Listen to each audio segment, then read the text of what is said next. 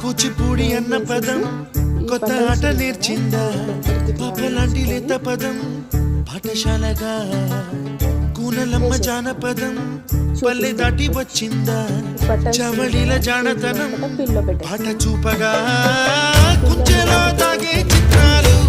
ఎదురొచ్చేలా అంతటా ఎన్నో వర్ణాలు మంచులో తాగే చైత్రాలు బదులిచ్చేలా ఇంతలా ఏవో రాగాలు